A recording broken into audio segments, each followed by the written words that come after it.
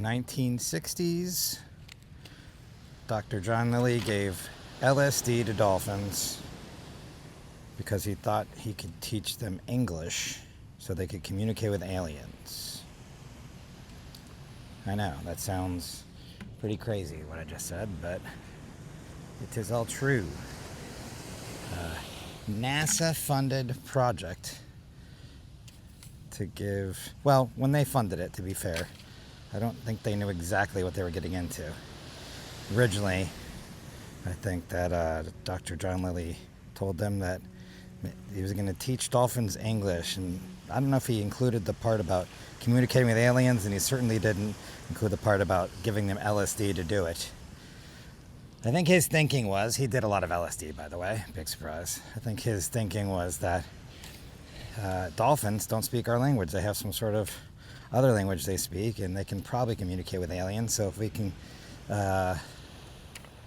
teach them how to speak English, then we can speak English to them. So when the aliens come, then we can communicate with them. I know it doesn't make sense, but it's because you've probably never done acid and worked with dolphins. I've done acid, and it does not make sense, though. Anyways, as soon as NASA found out, they pulled the research, or the grant money for it. But he kept doing it, and guess what? The dolphins were a lot more vocal when they were on LSD. What a surprise. He never got them to speak English. And he also had a woman, her name was Margaret Lovett. And she claims to have had a romantic relationship with one of the dolphins as well. That she, there was a dolphin in particular that grew to be fond of her, and she would stimulate or manually stimulate it to, look at that. We found a little plastic, we found a plastic bottle hiding underneath there. What was I talking about? Jerking off dolphins. Yeah. So she would basically jerk off the dolphin. And it was in St. Thomas in the Virgin Islands, close to Epstein Island. There's something going on down there. And at one point they flooded the house so that the dolphins could go into any room. Because I guess there was a dolphin enclosure out back, and then they made it so they can go anywhere. This woman would actually sleep next to the dolphin, or on a mattress suspended above the water, and it was a real shit show. That's my point. Oh, look at this fork sticking out there. I bring this up. I will link an article to this, by the way. I will link an article of about the LSD dolphin program. But I bring this up because a lot of times when people want to spit some anti-science rhetoric or try and discredit scientists, they'll bring up some bullshit like this dolphin study and be like, see, this is what scientists are doing. This is what one scientist did that did a lot of acid and defrauded the government out of the money initially that he got. It was never shared the research. In fact, when people asked to share the research, he wouldn't do it. And it was not peer reviewed. There was unethical ways of collecting the data, i.e. giving LSD to dolphins. And once it was found out what he was doing, he was disavowed by the scientific community and obviously the people that were giving him money. So, why do I bring that up? Because that's what people try to do when you tell them that scientists all agree on climate change. Or scientists agree on vaccines or any of that kind of stuff. They're like, oh yeah, well, all these scientists are like this guy giving acid to the dolphin.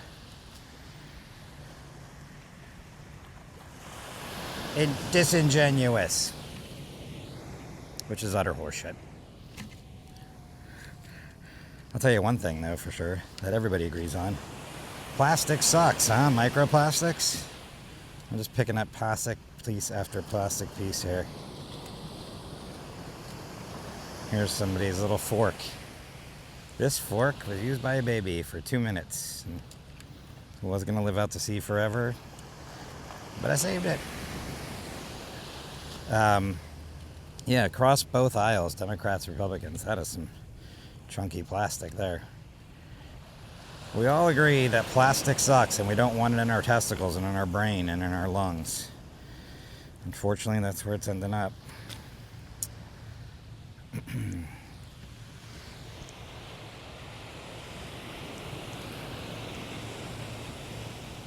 at that seagull. How's that, buddy? Beautiful day out here.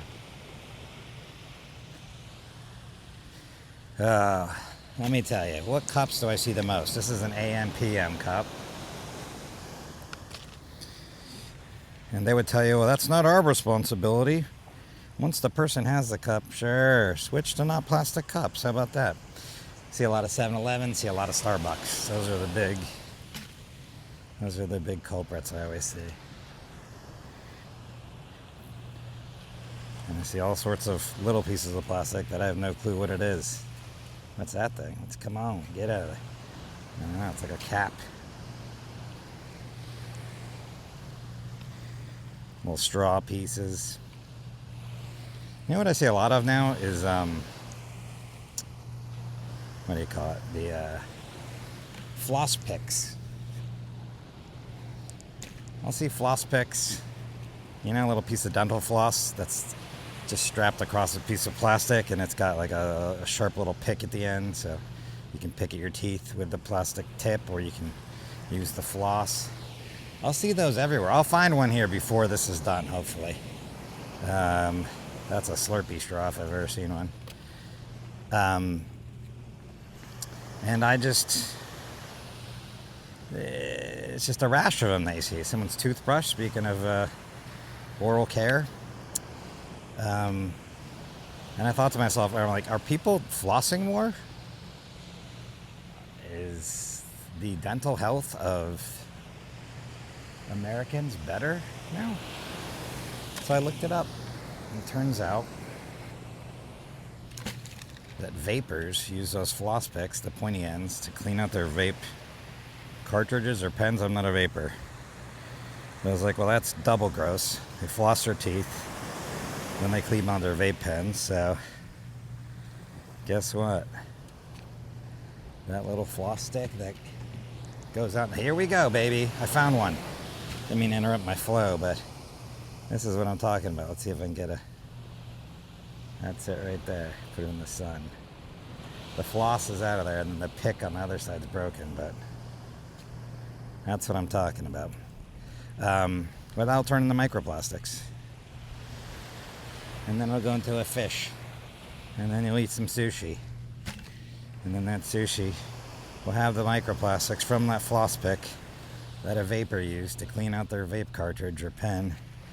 And it'll go into your lungs. If it wasn't bad enough that somebody's vaping near you or throwing out plastic, now you've got plastic from a vapor that via flossing and cleaning their cartridges in your lungs or in your brain or in your heart, in your muscles, in your blood. Disgusting. Oh, look, we gotta find one shoe every time. Let's get this plastic right here first. What is this gonna be? It's gonna be 7-Eleven, AM, PM. That is... I think that might be Starbucks. It's Starbucks. There you go. Starbucks, 7-Eleven, AM, PM. Throw in an occasional, another one. Look at this shoe. How does that happen? That looks pretty good. That doesn't even look like that washed up. That rubber sole will break down. Get in there. Get in there. We'll pick up the paper too. I try to focus on plastics, but there's no reason that this should be out here. Pabst Blue Ribbon. For whatever reason, they were the first people to start making weed drinks. I think my friend would have a lot of those. Alright, we're back in the surf zone, or the tidal zone here. getting some plastic here, whatever this is. Something fishing unit or something. Join the conversation. This is gross. This is, looks like oil. Looks like this is probably like tar.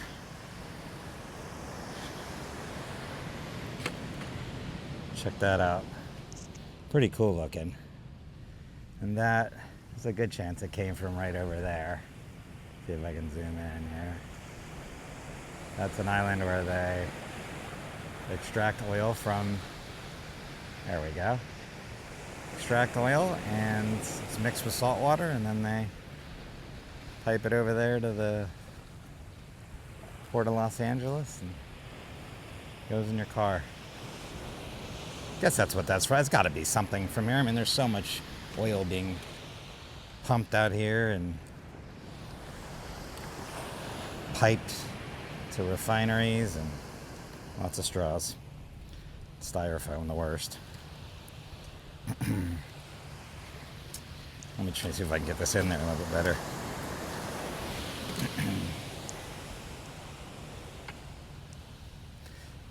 Yeah, I think we're about done here.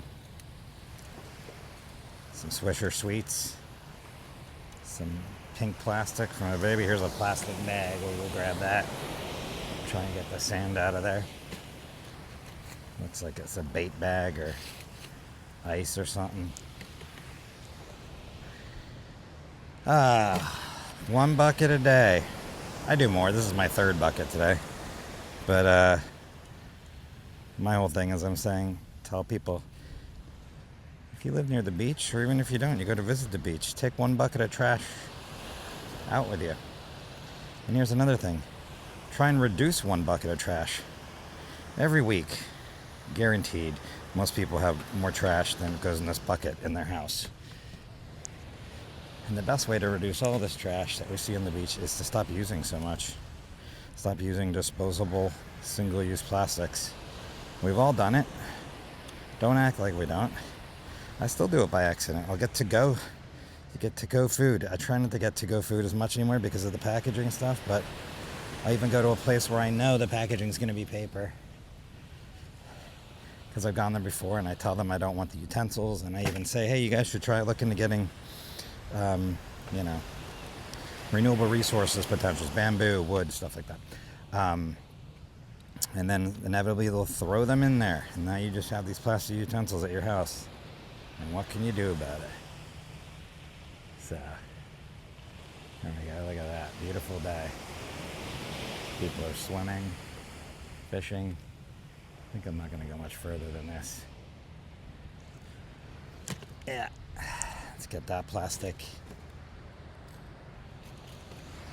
And we'll grab whatever we see on the way here. Welcome back to the house. Look for that article. I'll be putting articles and things that I talk about and links on my link tree on my Instagram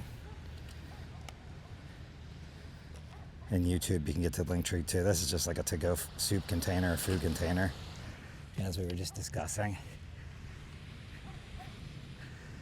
Here's some sort of fishing bag, fishing lures. Here's some styrofoam. Those pieces. Yeah, baby. Dog's talking about it. I think this is the last couple pieces we'll get. We'll get this straw. Getting good at getting these straws. When I first started coming out here, I couldn't grab a straw with this picker to save my life. That's it for today. As I always say, you can do nothing or you can do something.